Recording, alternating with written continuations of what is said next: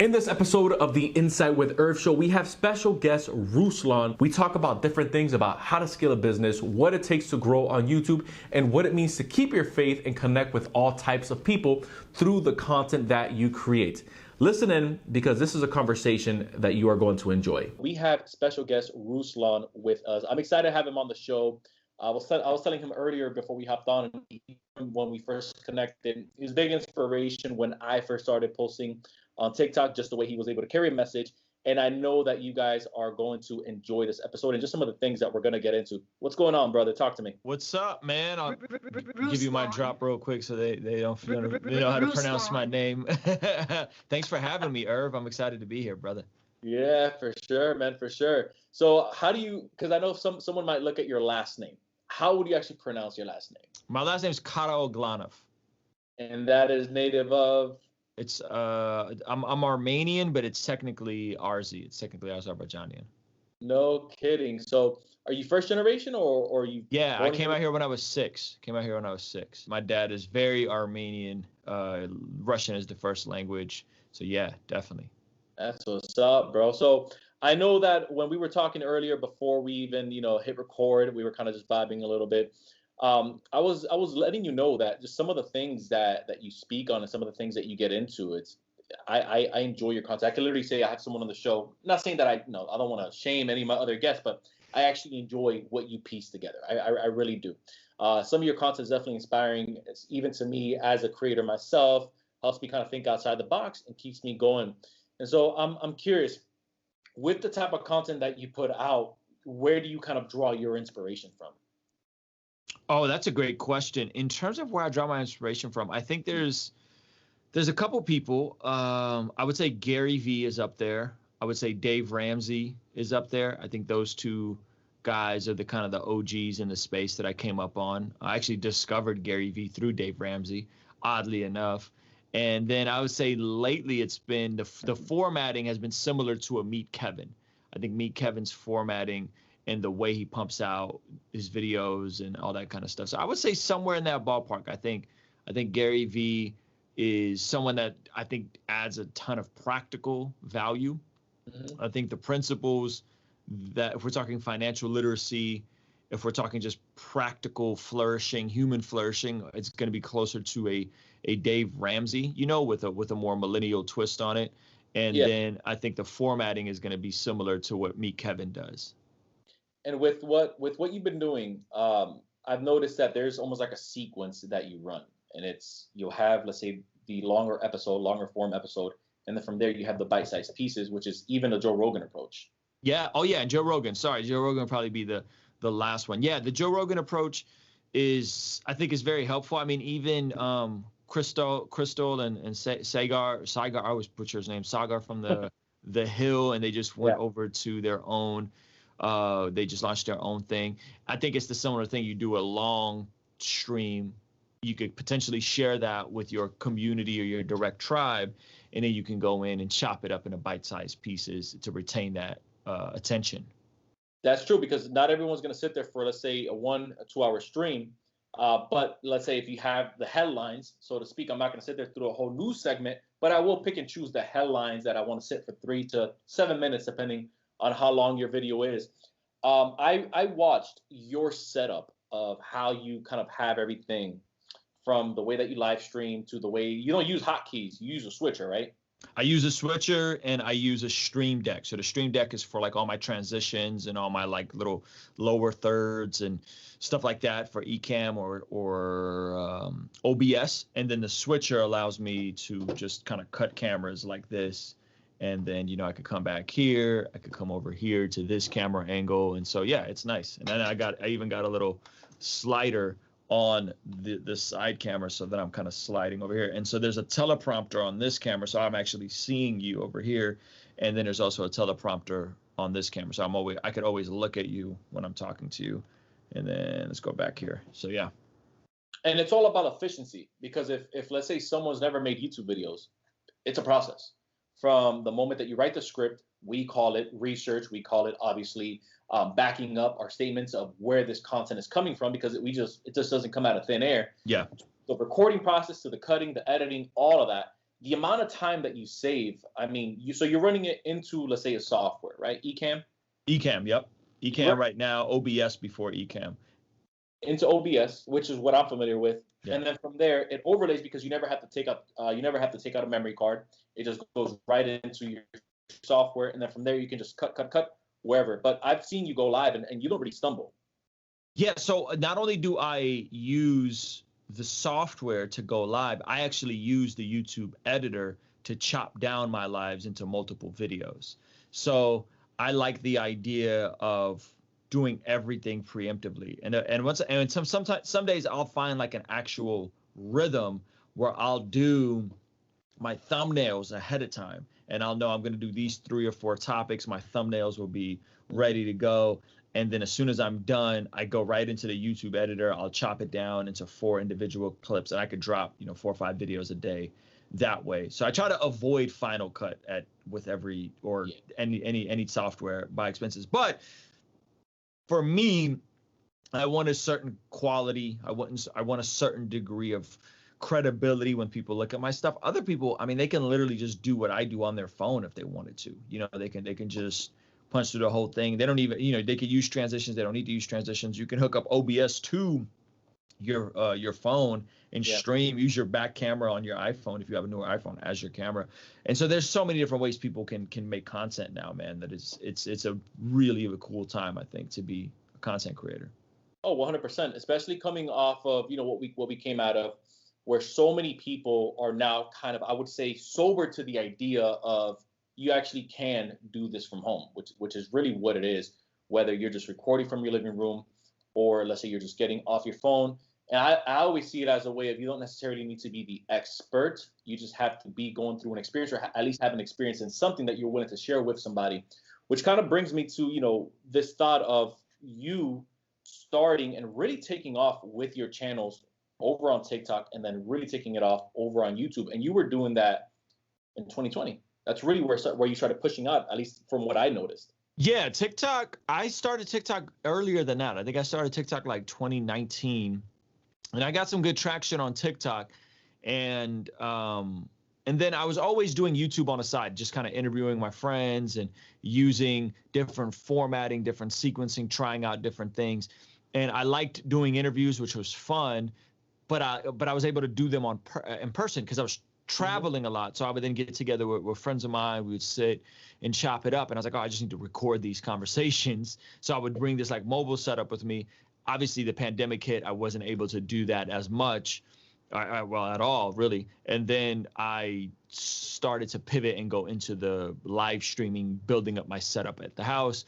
All along, TikTok was a really good like launching pad, but I feel like they'll fool with you on the For You page. Like my videos would I'd do like 2-3 videos and they just go, man. I'd pick up a ton of followers and then I just get stuck, at the same spot. And they'll just turn off the For You page whenever they feel like it. Then they'll turn it back on whenever they feel like it. And so my last couple of videos haven't went to the For You page. And as a creator, you're like, you tasted the virality of going viral. And then it's like, really, you're just going to keep me stuck at 33,000 followers on TikTok. So that's when I went over to YouTube, man. And I feel like YouTube is a bit more predictable, in my opinion. Like, I feel like you can have a fire video on TikTok and it'll flop just because they don't work it. On YouTube, if you have a fire video, YouTube wants to push that up because their motto is to make money off the AdSense. And if you're popping and you're retaining attention, they're making money. Well, I feel like the business model on TikTok seems a little different to me. It almost feels like they're taking a more of an Instagram approach, where even now, so what's going on with them now is that they were selling ad space.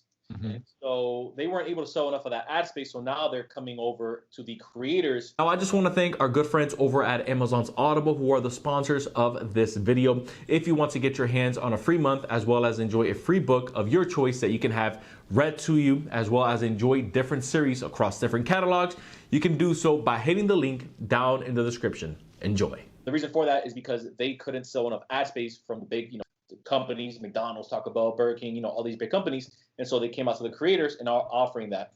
But I have noticed a suppression even in my content, even in other creators that I've spoken with from that. Now, are we complaining because it's all about the views? No. But is there a certain metric that we have to kind of go off of to see if it's worth an ROI? Absolutely.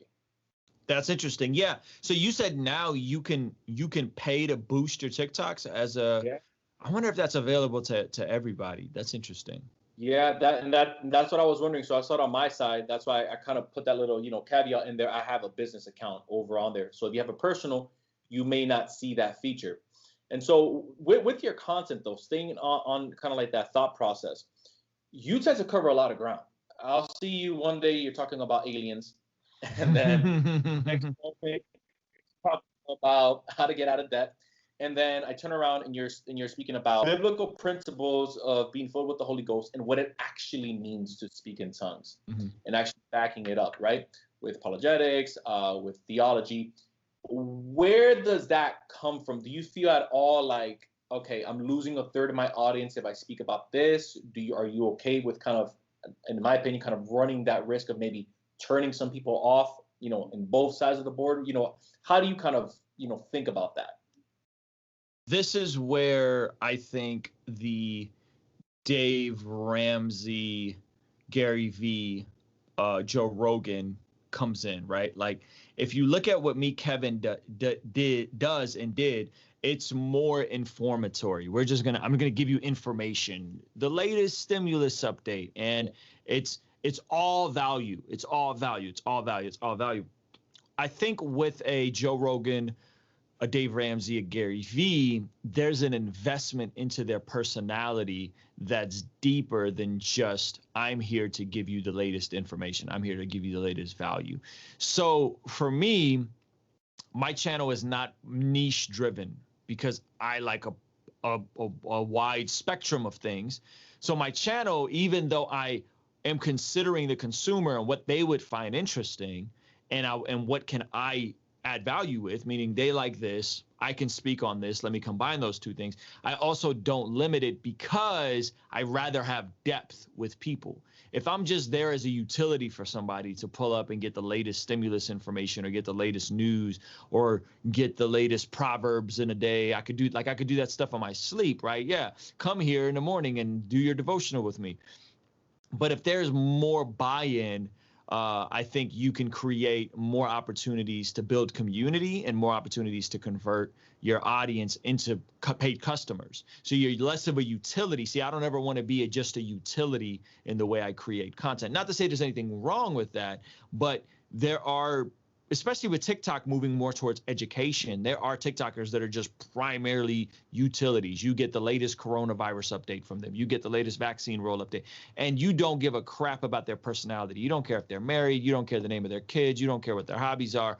I don't want to be just a utility, because a better utility can come along. Someone smarter than me, who can teach the Bible better than me, who's more, why would they listen to me if they could listen to Dave Ramsey or Anthony O'Neill on financial literacy? Those guys already master the space. So I think what people come over is, because it's a wide spectrum of things, yes, I'm casting my net probably a little too wide, but then that depth created, I think, builds me a more core audience that is there for me and not just for the utility. They're there because they like the way I think about things. They like the way I approach controversial topics. And I don't think it's far off to think that the person who's trying to change their family legacy may find aliens and tongues interesting as well, even though it may not be the main thing they're there for. If they're there for a thing about career, and then all of a sudden Ruslan's talking about aliens, like they'll probably be like, what does Ruslan think about aliens? And again, this is where the Joe Rogan comes in, because Joe Rogan covers a variety of topics. The difference with Joe Rogan is he was already a notable figure, so it's easier for him to do that. Whereas for me, I'm kind of building it on top of like practical value while people learning more about just me as a person, right? Documenting as well as creating. And I think I've been fairly intentional about that. And I got buddies that do primarily utility stuff, and they crush it. And it's a great way to grow. If you know what your niche is, your wheelhouse, I'm just going to speak about this, and you just go all in on that. Great way to grow. I don't know, because I make music, because I have digital products, because I have merchandising, I don't want to just be the guy with 1 million subscribers or 500,000 subscribers, but there's no depth there. There's no legs there. Like some kind of tech reviewer, like those guys that do like tech reviews. They're great, but I feel like I get more conversion with 80,000 subscribers than they do with 800,000 subscribers, because You're just there for the latest news. It's just the latest Apple hot takes or whatever, right? I agree with you 100% on that, because even during the stimulus updates where you'll see somebody just come in and they just want to see, okay, when's the next check coming in? Let me get my information. They don't even subscribe. And so you'll see like a 90% unsubscribed to a 10% subscribed. And you really want to start driving that down. Like even when I put out content now, and we were talking about this as well, where now I'm really kind of starting to branch off apart from financial stuff, just other things that I want out there. And I always think of kind of like three things when I'm putting out a piece of content. Is my current audience going to check this out? Is this going to capture a new audience? Is it going to get their attention? And then I'm looking for a third pillar, which is this going to help erect and build an audience that I haven't even tapped into yet? And so that's actually something that I started doing on TikTok. And again, huge inspiration that you gave me when I first started TikTok. I wasn't doing as much, I would say, the practical motivational style content, if we had to put it in layman terms, as I am now. And so a Trojan horse for me, and I've never even said this on a podcast before, so we're just going to be candid here. A Trojan horse for me was actually the financial content, because I wanted to attract people that needed the information, but now that they're getting it on the back end, Irv's pretty dope. Ruslan's pretty dope. I wonder what he thinks about marriage.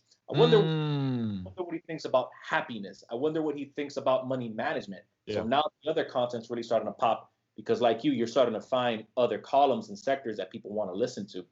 And so what's dope about that, I mean, just those of you guys that are watching, what's dope about what you just said, though, is that even that your CPM is going to be higher on financial content. That's a different type of consumer.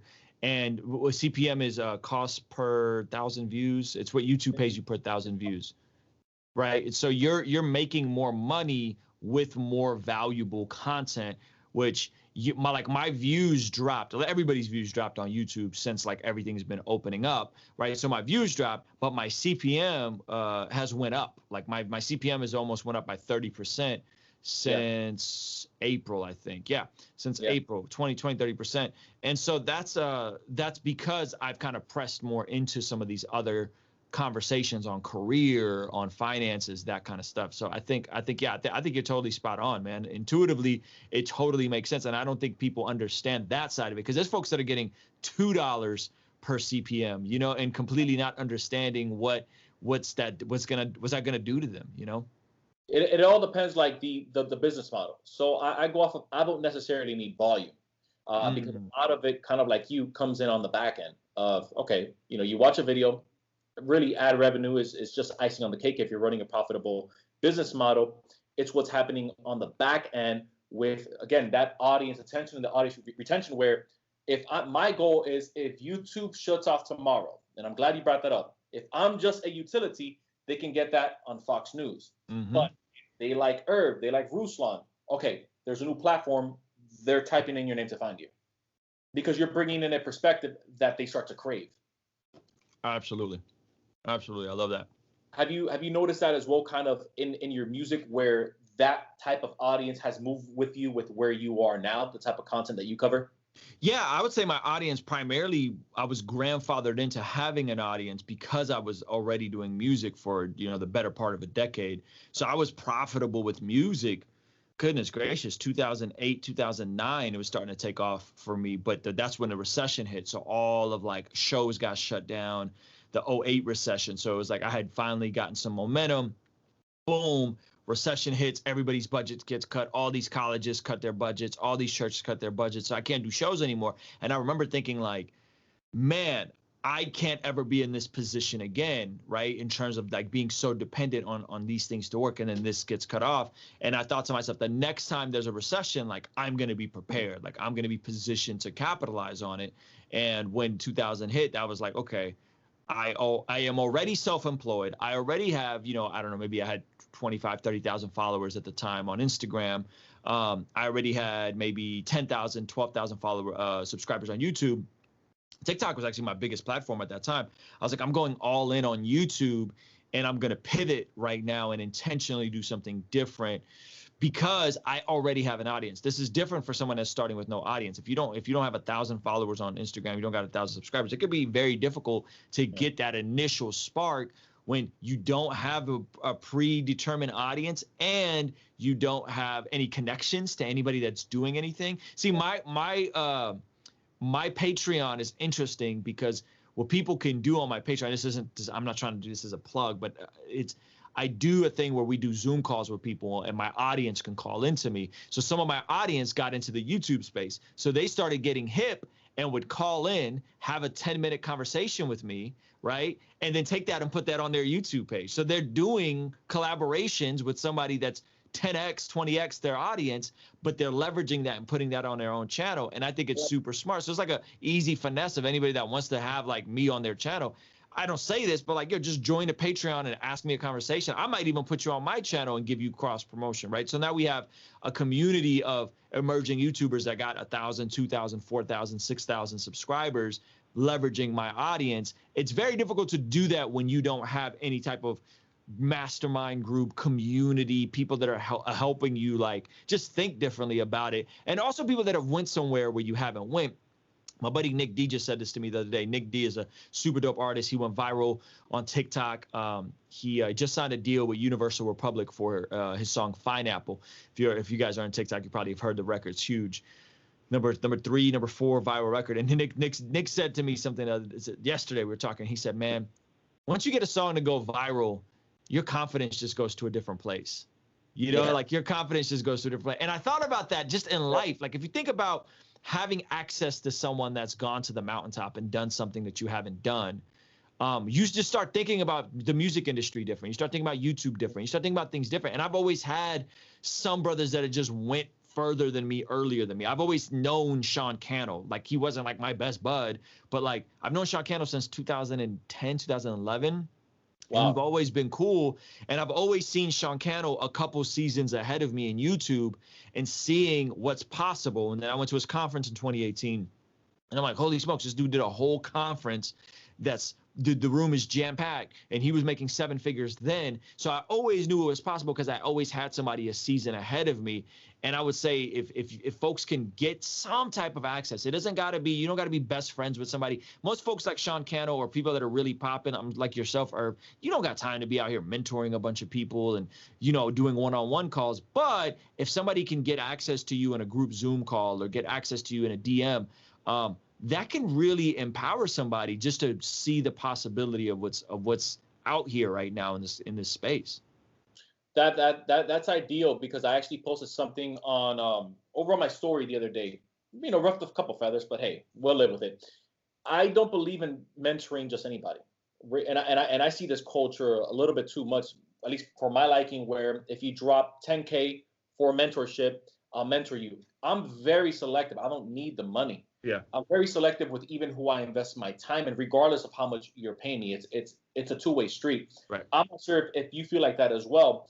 But when it comes to mentorship, I also see it, and you know, if you're listening to this, and maybe you're not a believer, but I also see it as a spiritual connection where there's a drawing out of me that's going to get deposited into you, regardless if we're talking about finances, regardless if we're talking about credit cards, even right now talking about YouTube.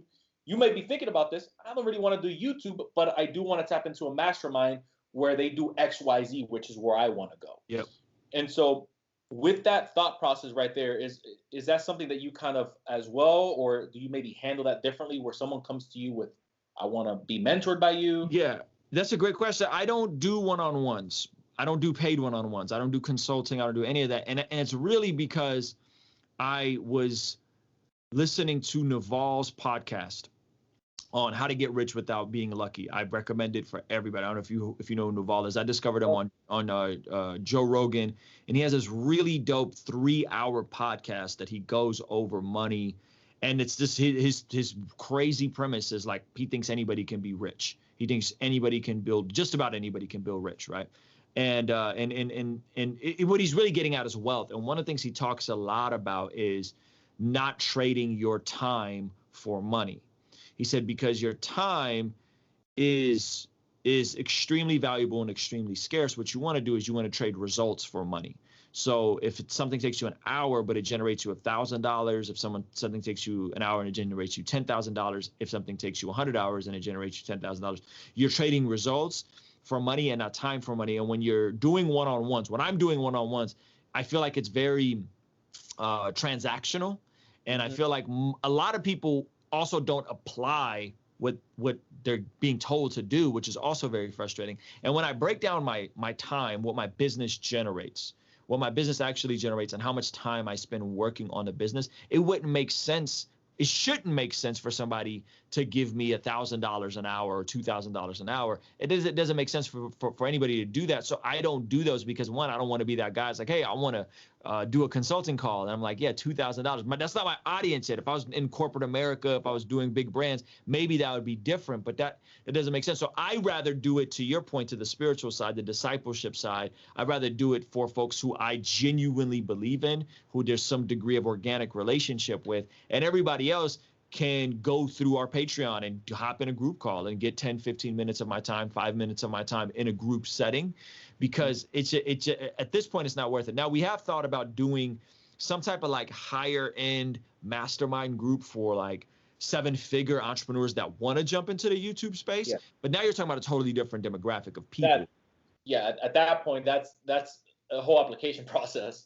Yeah, that's the application process. That's, we got to qualify you for it. That's a different type of sales force. But then something like that would make sense, but that's not where my audience is. That's not who I'm speaking to, right? I'm not speaking to 7-figure doctors or lawyers that want to start a side YouTube channel because they want to build a personal brand to one day write a book. That's not what my audience is right now. But that would make sense at some point to do something like that. But yeah, I think right now, man, I like the idea of pouring into people that I see have potential, and I also like pointing to people that I feel like get overlooked, because I do feel like there are folks that get overlooked, whether they're coming from a disenfranchised community, whether they're coming from, they just don't have financial literacy skills, their paradigm is different, they've kind of been beat up. Though I like seeing those people win than the person that could pay me $500 a month or $300 a month for coaching. It's like, I'm not that excited about it. And then you're not going to apply half of what I tell you to apply. This person over here, like, their life depends on it, right? This has got to work for them. And so I've been blessed to see some folks behind the scenes, man, grow some really cool small businesses that are flourishing in the marketplace. And I've had a hand in that. And I haven't charged anything for that. And that's to me, my way of giving back, is like, let me help somebody build something from the ground and not be transactional. Yeah, I love that so much, because sometimes you get really the sense of fulfillment over just the paycheck, right? The paycheck come and go. I mean, you can find different ways of making money, and it's not just about, making the money. And unfortunately, for some people, it gets to the point where money's making them, and they have this attachment of their worth to their net worth, and you have to have the self-worth before you have your net worth, which is something that I tend to talk a lot about, because I constantly even remind myself of that. Sometimes we get caught up, with the chase and the next big idea, the next big piece of content, that next pillar of content or audience that you want to tap into. How do you, because this comes up quite a bit, how do you manage burnout? And do you believe in burnout, really? I think burnout can be managed preemptively, in my opinion. And I think burnout is where you make the investment into your health, into your eating, your sleep. I mean, goodness gracious, hustle culture, right? Like, so many people want to work 25 hours a day. It's like 8 days a week. Like, when are you sleeping, bro? So I think burnout, in my opinion, could be managed by, I have a therapist that I pay a lot of money to, you know what I mean? That I think is worth every penny. Who's also a follower of Jesus and really helps me just process this stuff. And so I think burnout can be managed preemptively for someone that has the luxury to even think about burnout. A lot of folks don't even have the luxury to think about burnout, because they're living hand to mouth. They're just living paycheck to paycheck. They're not even in a space, so they're trying to get something going on the side.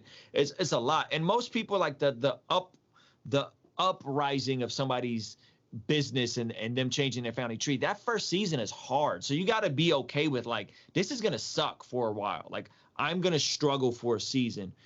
I think once you get to a position where you're profitable, I highly recommend people invest back into themselves. And I don't mean equipment. I mean, get yourself a trainer, get yourself a therapist, get yourself some good food, make sure you sleep. If you're not sleeping, 7 hours a night, take some naps.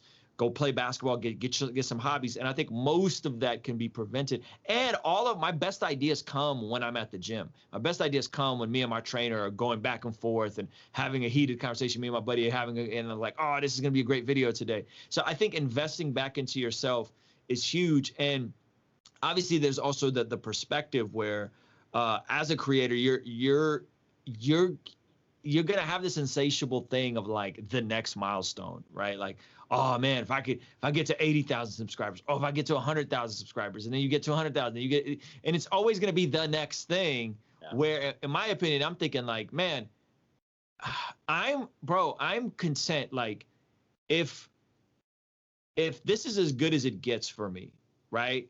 The money I make, whatever. Like, I am so grateful for what God has allowed me to experience right now. Like, I've won the lottery just being able to be in America, be able to do what I love as a career, be able to be always arm's reach within my family. Like, so I think there's that degree of gratitude right now, the ambitious person in me wants more, but man, I'm so grateful just for where I'm already at. And I operate out of, and this is what me and my therapist talk about, is let me focus on being faithful and not being successful. Because success is always fleeting. There's always going to be another milestone. There's always going to be another mountain to climb. There's always going to be another product to launch. There's always going to be a new social media that comes out. But if I am focused on, hey, am I faithful to what God has given me in this season? I got a 9-week-old. I'm like, man, I really want to be on TikTok. My buddy Nick D just did his deal with Universal. I want to start making music again. I'm so excited about all these opportunities. But I got a 9-week-old, bro. I'm not in the same spot I was a year ago, you know? Yeah.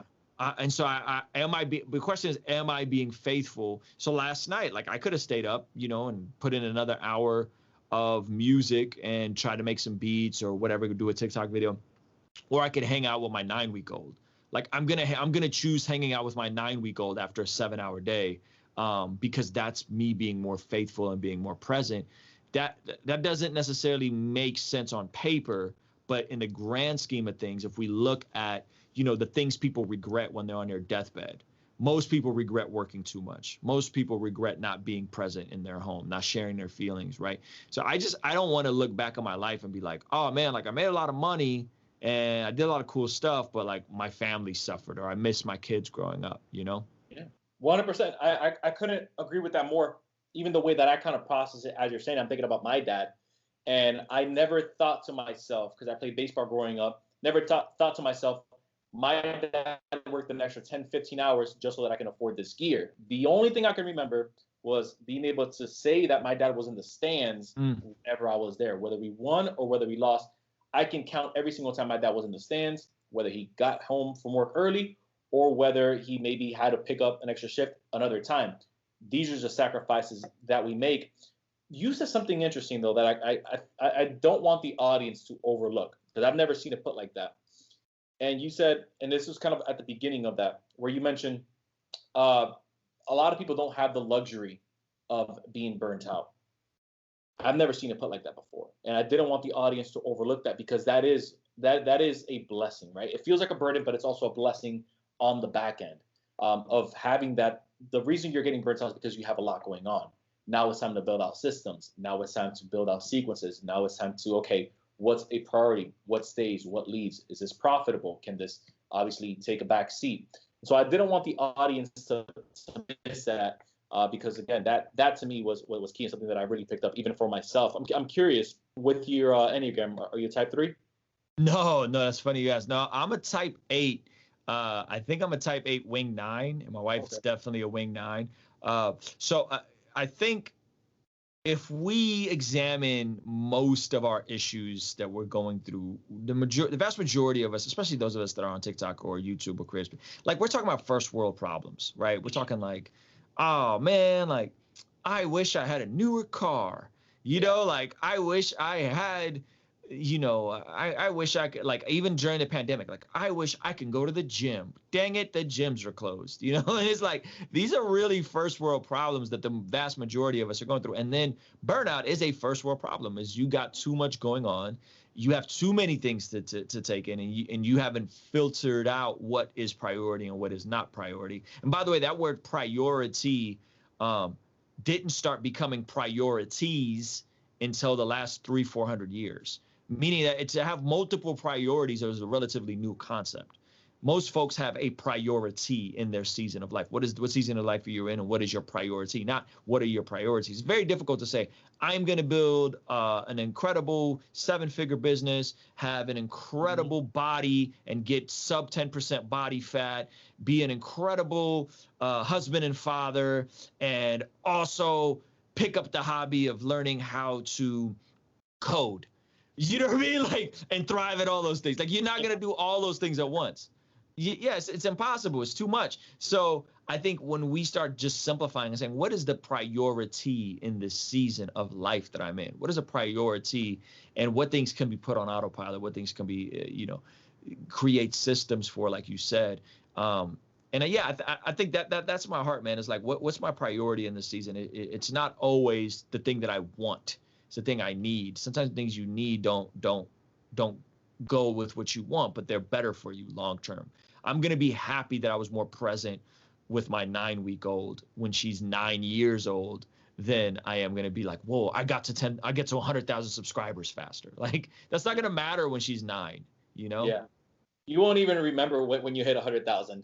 Exactly. Like what day that I hit 100,000, but you will always remember. I have a 2-year-old. You always remember where she took that first step, and that was just big for me, even myself as a father, just because I believe that fathers are future builders.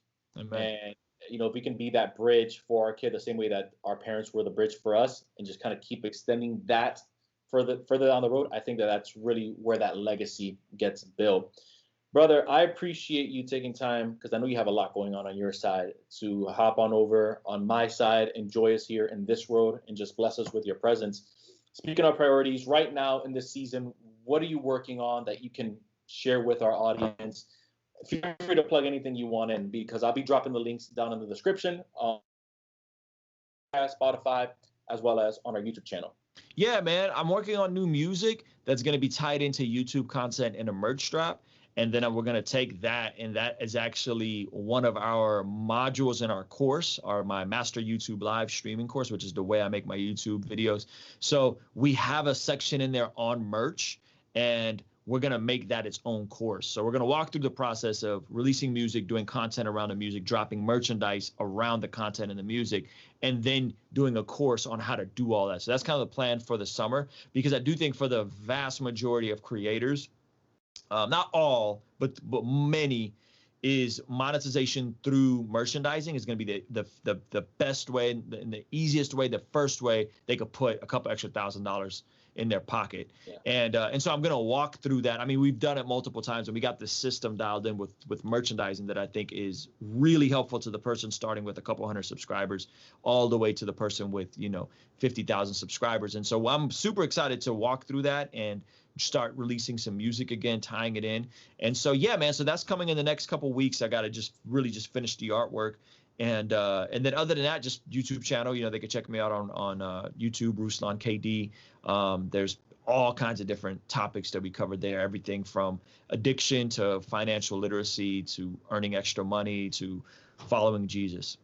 I love it. And then your Instagram handles, same thing? Ruslan? Same thing, yeah. Just Ruslan KD on all platforms, TikTok too, which you got me inspired to create a TikTok video today. So I'm going to watch yours and then go create one of mine. We could do a little collab over on that side. I'm always up for it, man. Yeah, man. Appreciate you, brother. This was fun, man. This is fun. And kudos to you, man, because I don't see a ton of people creating and active across all platforms. Usually people kind of choose one or the other, and usually people go all in on TikTok and their YouTube falls off big.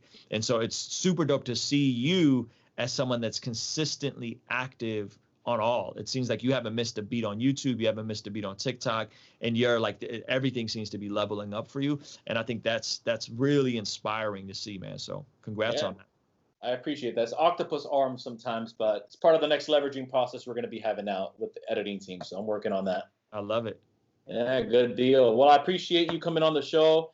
You guys already know, consider giving us a 5-star review over on all of our podcast platforms. If you haven't done so already, consider subscribing over on the YouTube channel as well as over on Apple and on Spotify. Once again, I appreciate you guys checking us out. Until next time, everyone, I will see you in the next episode. We'll see ya.